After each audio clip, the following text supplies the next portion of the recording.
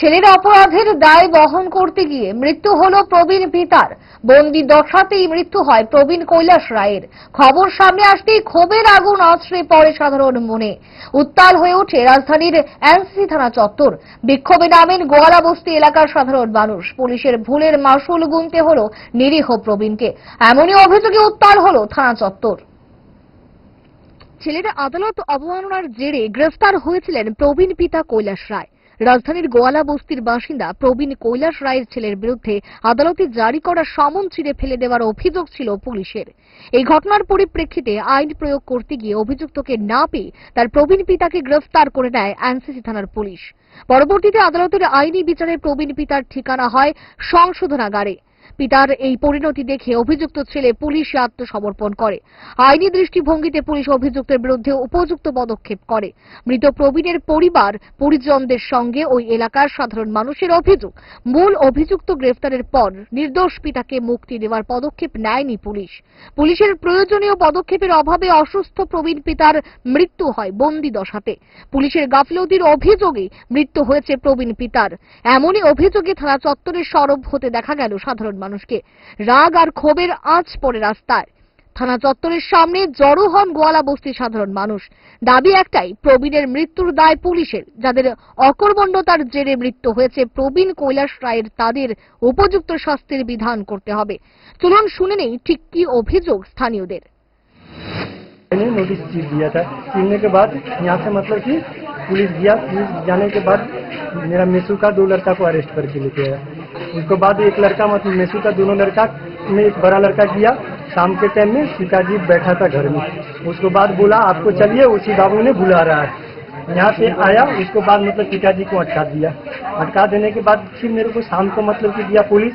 बोला तुम्हारा पिताजी को तबीयत खराब है, तुम्हारा भाई को बोलो हैंड ओवर होने के लिए, नहीं तो पिताजी के नाम पे चार्जशीट दाखिल करके कोर्ट में उठा दूंगा। उसके बाद मेरा मेसू का लड़का को छोड़ दिया। फिर 2 दिन बाद मेरा भाई हैंड ओवर हुआ। फिर भी मतलब कि मेरा पिताजी को इन लोग मतलब बेकसूर में 13 दिन मतलब कि यहाँ से कोर्ट से मतलब कि सेंट्रल जेल पहुँचा दिया।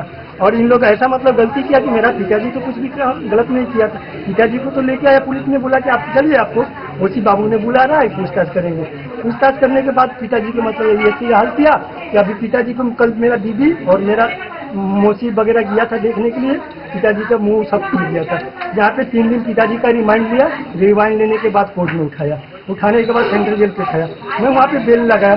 बेल लगाने के बाद पिताजी का जितने मेडिकल कागज था वो भी लगाया। फिर भी मतलब बेल नहीं दिया। वो बोला कि पीएफ से मतलब कि कोई मेरे पास कागज नहीं दिया। पिताजी मेरा कौन सा गलती किया था? सुबह मेरे को वहाँ पे फोन करता है, छोटा वाला भाई पिताजी के साथ था, वो फोन किया कि पिताजी तो डेथ कर गया। ये पिताजी डेथ कर गया और तो मेरा दीदी देख गया था, बोले पिताजी सुबह डेथ कर गया 8 बजे मतलब। ये पुलिस वाला की कौन सा गुंडा राज चल रहा है कि लड़का गलती करेगा बाप मतलब सजा भोगेगा। এই মৃত্যুর দায় নিতে হবে পুলিশকেই। এমনই অভিযোগে উত্তাল হয়ে ওঠে রাজধানীর এনসিসি থানা চত্বর। কেন এমনটা হলো? পুলিশের কাছে জবাব চাইতে থানা ঘেরাও করে ফেলেন ওই এলাকার বাসিন্দারা। উত্তেজনায় মুহূর্তের রণক্ষেত্রের চেহারা নেয় থানা চত্বর। উত্তেজনা প্রশমিত করতে পুলিশ বাহিনী সক্রিয় হয়ে উঠলেও পরিস্থিতি সামাল দেওয়া কঠিন হয়ে পড়ে।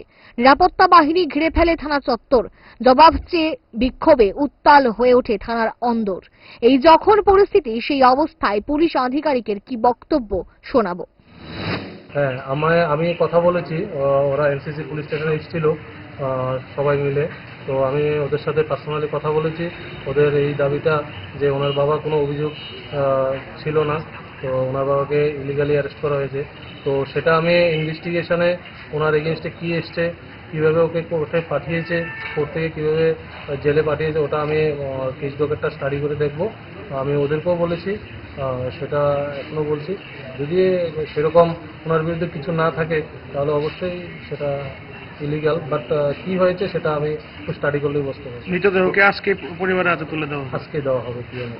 কৈলাস রায়কে কি রিমান্ডে আনা হয়েছিল? কৈলাস রায়কে রিমান্ডে আনা হয়েছিল, রিমান্ডে ছিল, রিমান্ডের পরে কোর্টে আবার পাঠানো হয়েছে। ওখান থেকেই ওনাকে জেসিতে পাঠানো হয়েছে। কতদিন আনা হয়েছিল? 3 দিনের রিমান্ডে আনা হয়েছিল।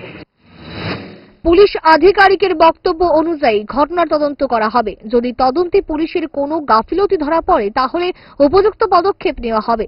যদিও বিক্ষোভকারীরা এই যুক্তি মানতে নারাজ। পুলিশ আধিকারিক জানিয়েছেন, প্রবীণের মরদেহ আনা হয়েছে জিবির মর্গে। বিচার বিভাগের হেফাজতে বন্দি দশায় কিভাবে মৃত্যু হলো প্রবীণের তার সুলুক সন্ধান মিলবে ময়নাতদন্তে। ময়নাতদন্ত পর্ব সেরে মরদেহ তুলে দেওয়া হবে পরিজনদের হাতে। এখন প্রশ্ন হলো, এই মৃত্যুর দায় কার? পুলিশের নাকি জেল কর্তৃপক্ষের? দায় কার প্রকাশ্যে আসবে তো? আসলে কারা, কিভাবে, কতটা দায়ী বলবে সময়। Bureau report, Times 24 network.